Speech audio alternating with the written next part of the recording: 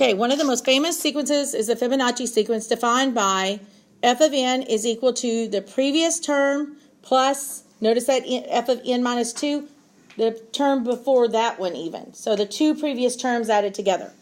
It says where our first term is 1 and our second term is 1. Find the first 8 terms of the Fibonacci sequence. All right, so, yeah, it's not bad though. So my first term is 1 and my second term is 1, correct? So I'm going to write it out this time. I didn't do it before using the formula. So if I'm looking for the third term, my little n is a 3, isn't it? So this means I'm going to take f sub 3 minus 1 plus f sub 3 minus 2, according to the formula. So if I work that out, then that would be f of 3 minus 1 is 2 plus f sub 3 minus 2 is 1. So this is saying I'm going to take the second term and I'm going to add the first term to it. So that means we're going to take 1 plus 1, which is 2.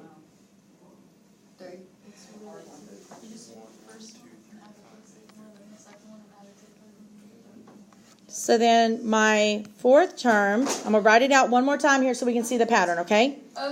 So the fourth term, according to the formula, we're going to take f of 4 minus 1 plus f of 4 minus 2. So that means we're going to take f sub 3 plus f sub 2. So I'm going to take my third term and my second term, which are, third term was 2 plus my second term was 1, and 2 plus 1 is 3. So it's just taking the two previous terms and adding them together, isn't it? Wait, so what are you just plugging in 4 to the ends? Yeah, because that's what it is. Whatever term number we're looking for is our n here. Well, I thought that above n meant recursive. What? Right, is that what you said? Recursive. Oh, recursive. No, recursive was n minus 1. Now, this is built on the recursive formula because we do have that n minus 1, ladies. But then I also have that n minus 2. So this means one term before. This means two terms before. So when I go to find what number am I on? My fifth term, I know it's going to be the fourth term plus the third term. So my fourth term was 3, my third term was 2, and so I get 5. My sixth is going to be based on the fifth plus the fourth term. So 5 plus 3, which is 8. Oh, so when you minus them, you're going to see which f you get, and you got to plug that f into it. Yes, yes, and it's always going to be the one before it and the one before that, because of the way this formula is. It's n minus 1 and n minus 2. So then the next one's going to be 3 and 2. Oh, yeah, it's right. Well, this is going to be, okay, I see where you're at. 5. That's all right, that's all right.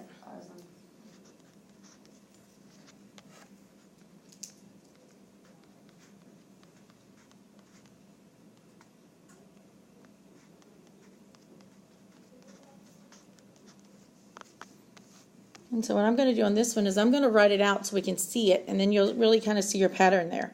So after you find your 8 terms, write them out. So it's 1, 1, 2, 3, 5, 8, 13, 21, and then it could keep going, okay? Because it only asks us, though, for the first 8. So sometimes when you have it written out like this, you can see it better. If you take these first 2 terms, it's going to give you the next one, isn't it?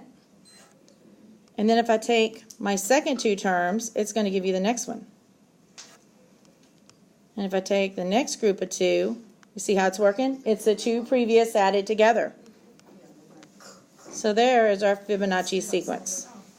Why is it called that?